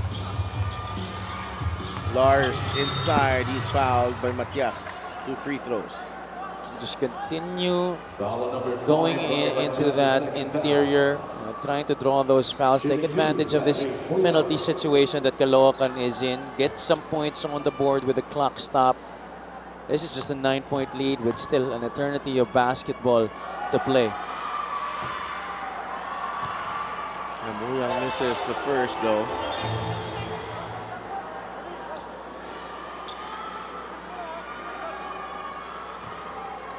(70-61) ang ating score dito. The free throw numbers are picked up here for Pampanga, but they're down by 8.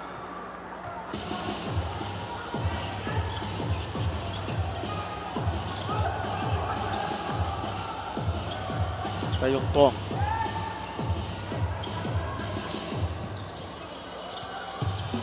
Joko gets it to Real. Cervantes nakahanap ng butas. And he lays it in with the left hand. Almost great coverage on the pick and roll situation by Pampanga up to the very last moment. Cervantes just magically getting by 2 defenders on that roll to the hoop. Pocket pass there by Tayong Tong, losing it for a bit. He gets by both Larry Muyang and Jaymo Eguilos. I think that was Jan Normal trying to help pero wala na siya nagawa doon, and Cervantes was already up with that reverse.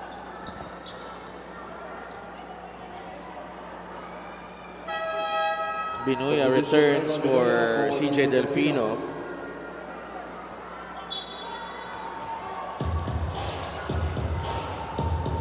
Barcuma.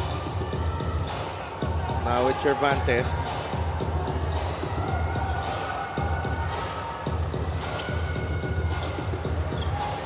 Tayong Tong shoots over Concepcion, no good. Rebound, Muyang.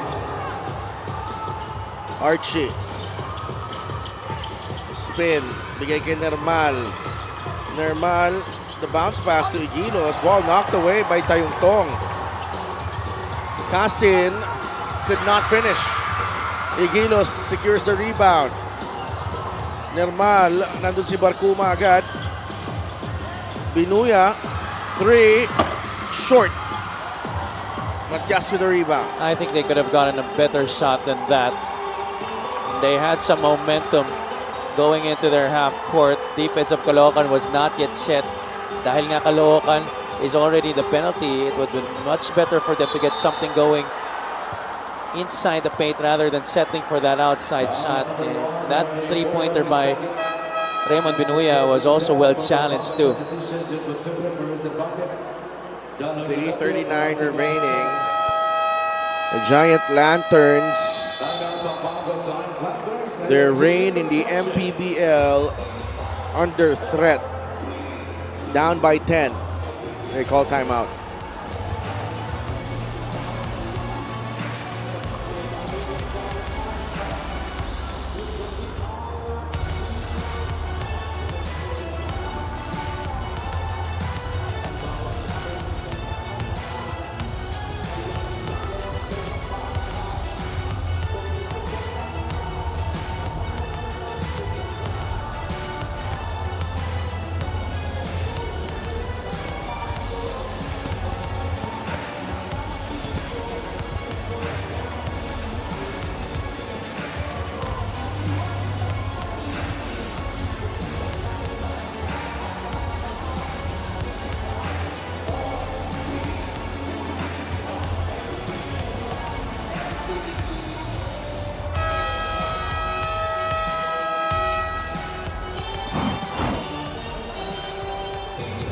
This is the updated playoffs bracket.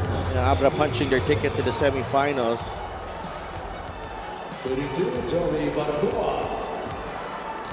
Caloocan trying to follow suit here in this game. They are in a very good position to follow Abra into the second round.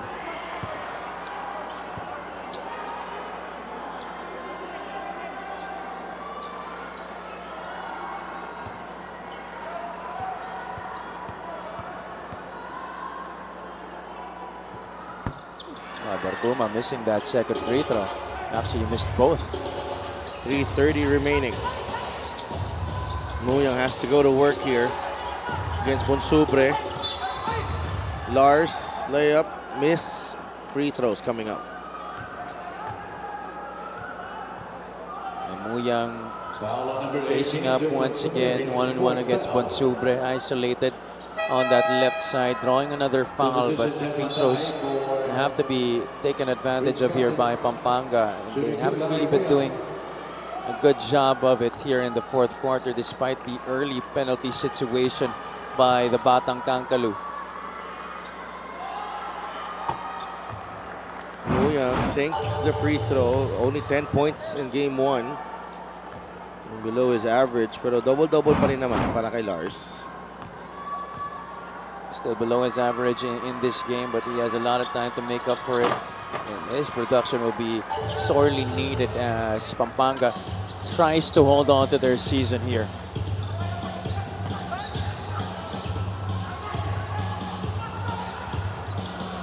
Eight-point game. Bonsubre to Tayongtong. Joko turns the ball over.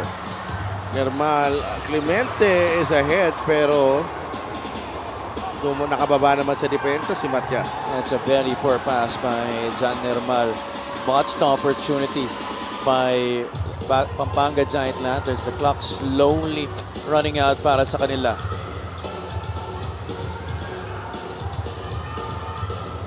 Joko. Short on the jumper. Binuya with the rebound. Muyang is there. Able to recover Clemente. Nermal wants the ball against Manday. Nermal, the one-hander. That is smooth from John Nermal. Although they took a little bit more time there, did not take advantage of the momentum they had going down into their half court. Nermal able to get the 2 points. They're 6 points behind here.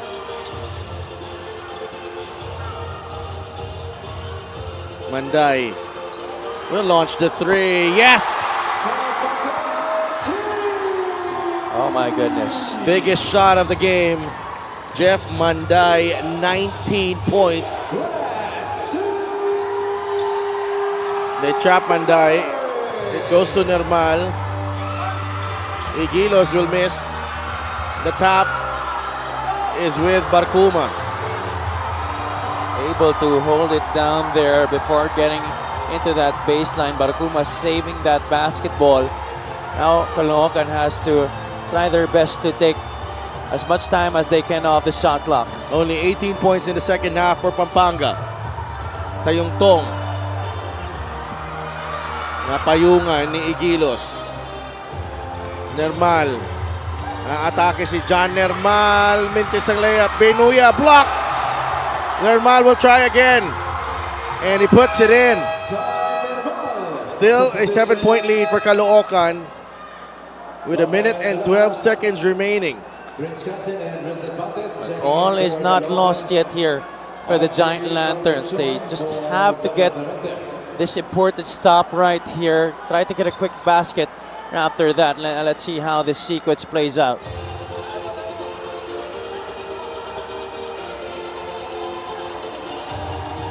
$75-68.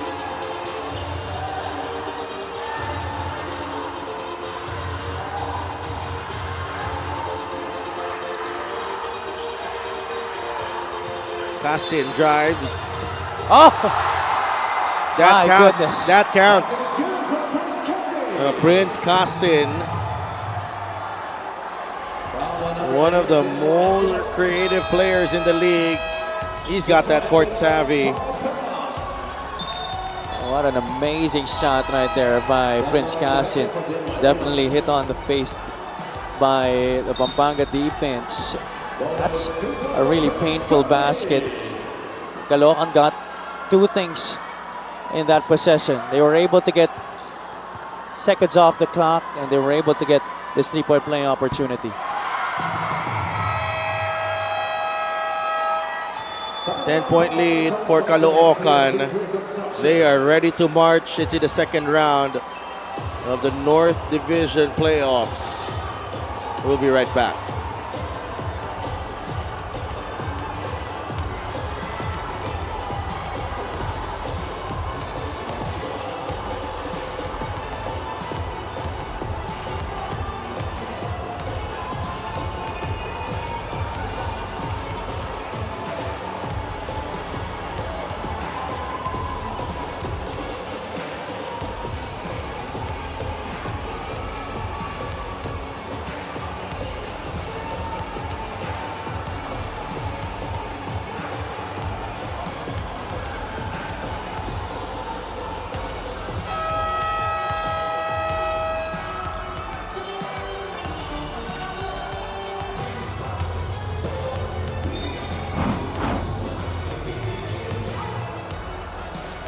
The first challenge, our update in this matchup, Jan Hermal certainly upping his game in this game too, pero I don't think it will be enough. Kalahat has 10 points, but he's had plenty of support as Real Cervantes and Jeff Manday have caught fire in this ball game. It's been a total team effort from top to bottom for Caloocan in this game. Can Pampanga get a basket here? Archie to Nermal. He gets clipped by Cervantes. 39 seconds remaining. 3 free throws for John Nermal. What a special night for Caloocan and their coach, Coach Mike Sagigit. He's had some milestones this season with this team, and he is ready to steer this team to the second round against the #1 seed, the Abra Solid North Weavers. And if that does indeed happen in this game, Shadel, then this will be the second time that Coach Mike Sagigit marches into the second round. Remember last year he led Parañaque past Zamboanga in the first round of the South Division quarterfinals, doing it with a different team here, this time in a different division. He took over from Coach Toto Duhilio midway through the season, and he has really transformed this Caloocan team into a really different squad from what we've known them to be. And Real Cervantes, what a closeout performance from Real Cervantes. nights like this don't come often for Real Cervantes here in his career in the MPBL. 15 points. He is a former Pampanga player. That's right. He was with the team in season 3. That definitely was motivation for him coming into this match to try and close out this series, help his team sweep the 2-time defending champions. What a special moment. 16 points. Clemente puts it in. Too little, too late here. Linuya fouls Barcuma. The two little giants getting entangled there. Number 30, Raymond Binuya, penalty is second. Wow, I can't believe we're seeing this already. Pampanga, their reign closely coming to an end. Unless a miracle happens here in the last 17 seconds, we're seeing the 2-time defending champions get dethroned. And it's coming at the hands of a team that has endured a lot of heartbreaks. Remember, Caloocan is a pioneer Yes, in the MPBL. They have gone as far as the semifinals of the playoffs, the North Division semifinals. They will be back there again for the 3rd straight year. And the end of the reign of the Pampanga Giant Lanterns has come dito sa Caloocan Sports Complex. They fall under the weight of this resurgent Caloocan Batang Kangkalu. It's a special reign. Almost 3 years, 3 seasons, they lorded it over the MPBL, but times have changed. And Caloocan is moving on while it's the end of the road for Pampanga. We will have a new MPBL champion this year. and this just really underscores the fact that this season we really had better competition all around.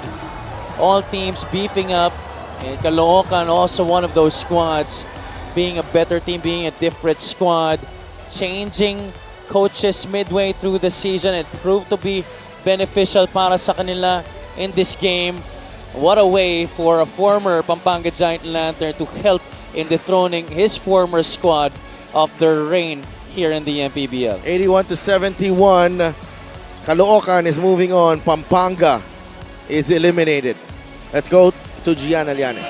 Congratulations to our best player of the game, Real Cervantes of the Caloocan Batang Kangkalu. Real, your team just won against the back-to-back defending champions at opisyal na pasok na kayo sa semifinals. Gaano ka-espesyal ang tagumpay na ito para sa'yo? Siyempre, sobrang saya kasi ito na naman kami, nakuha namin yung playoffs, nakapasok kami. Siguro siguro nakuha namin to sa sa tulungan namin tsaka yung tiwala sa isa't isa kasi first half medyo bad start kami kaya medyo ginising kami ng mga coaches tsaka mga big boss namin. At nakita nga na malaki yung impact na ang sinabi sa inyo ng inyong management na matagal na ang inyong samahan dapat ipakita sa laro. Ano naman ang mensahe mo sa iyong mga teammates na napaka-proud rin sa inyo? Siguro sa mga teammates ko, siguro salamat mga tropa kasi nanalo tayo, binigay natin yung best natin. And Pwede mo magpasalamat. yes, marami nga masaya dito ngayon sa Caloocan Sports Complex. Kaya pasalamatan naman lahat ng sumusuporta sa inyo na andito ngayon. Unang-una sa lahat, nagpapasalamat ako kay Lord. Binabati ko nga pala yung wife ko sa Hawaii, mama at papa ko, mga kapatid ko, lola ko, Jameson Boys, si Jacob, father and mother-in-law ko, mga taga Bicol, tsaka sa kay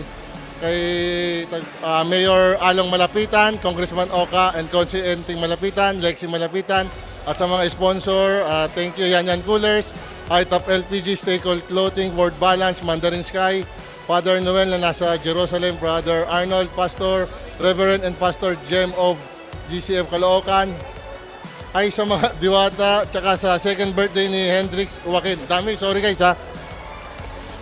Okay, congratulations to our best player of the game, Rael Cervantes. Hirit nga niya kay Coach Mike. 4 days break daw siya, kaya we will let you celebrate with your loved ones right now. And speaking of Coach Mike, congratulations sa'yo because pasok na ang Caloocan sa playoffs. Coach Mike, you actually transitioned into becoming the Caloocan coach mid-season. Sabi mo na may kumpiyansa ka talaga sa iyong team that you guys will snag the win today. Gaano ka ka-proud sa kanila that you are now into the semifinals? Actually, proud and grateful. Kasi siyempre, as a newbie here sa Caloocan, binigyan ako ng reward ng management, ng players, to a warm welcome na nakapag-semis, di ba? Ano pa ba hihingin mo pag gano'n, di ba? And sabi nga ni Rael, you'll have a little bit of a break, pero going into the semifinals, you will be facing the Abra Solid North Weavers. Paano mo naman sila paghahandaan? Actually, it's a privilege. Kumbaga, a date with the best, di ba? So, gagawin namin magandang series yun para paghahandaan namin maigi. Siyempre, sino bang gusto mo makalaban? Yung best. Best in the North, best in the MPBL. Sana makapag-compete kami sa akin. Praying for that, praying for that. Coach Mike, this has been a roller coaster of a season for you as a coach, but I know what has kept you strong are the people around you. Kaya pasalamatan mo naman lahat ng sumusuporta sa iyo at ang inyong koponan. Actually, nabanggit na ni Real yung sa Caloocan Bosses. Di ko na isa-isahin sa mga sponsors namin. Sa wife ko na laging nandito sa venue. Kung saan may game ako, family ko, sa Gigit family. Junjun Kore na nasa Japan ngayon. Enjoy watching. Para sa inyo yung mga victory na to. Sa mga supporters namin. Boss Mark of YM Cargo. Boss, manalo tayo. Congratulations to Coach Mike Sagigit and the Caloocan Batang Kangkalu. We'll see you in the semifinals. Back to you, Sadalp and Javi.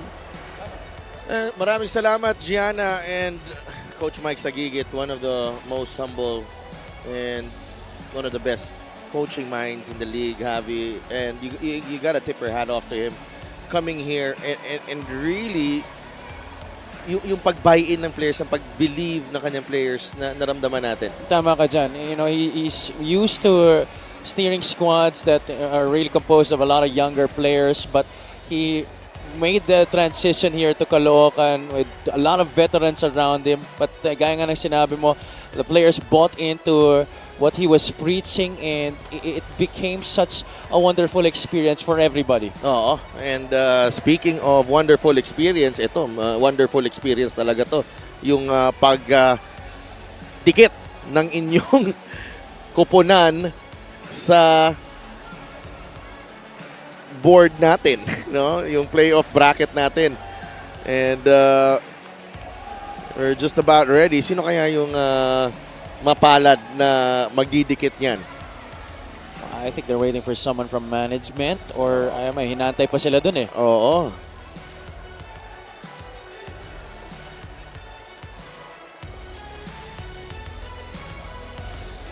So we're just waiting for this one. Hindi na natin makita kasi natabunan na. But you know, Pampanga's reign coming to an end ngayong season, and you know it was always going to be difficult to keep that championship with the departure of Justin Baltasar early on. Yeah, end of an era para sa kanila, but it's still a very historical run for the Giant Lanterns. The only two-time defending champ, the only two-time champion in the MPBL. Ayan na. And that formalizes everything. The Caloocan Batang Kangkalu sets up a date with the number 1 seed, the Abra Solid North Weavers, and that is a mouth-watering matchup. Indeed. In the semifinals of your North Division. And first 2 series natin have ended as 2-0, you know, sweep pareho. Abra winning over Ilagan, but they had to go through the ringer against the 5-star Cowboys. Ito namang Caloocan coming right back after a slow start. They fought their way back in the second half to take game 2. And yan po ang mga laban natin sa Lunes. Malolos Sports and Convention Center in Malolos, Bulacan. napakatagal na po na walang laro dyan sa Malolos. Meron po sa Lunes, alas 5 magsisimula. Game 2 ng Quezon against Mindoro. Quezon leads the series, and the second game, Gensan against Basilan. Gensan is looking to wrap up that series as well. So, 2 games down, 2 series down as Abra and Caloocan punch their ticket to the next round. For my partner, Javi Palanya, courtside reporter, Gianna Llanes, and for all the hardworking men and women of the Maharlika Pilipinas Basketball League, ito po si Dev Tupa saying good night from Caloocan.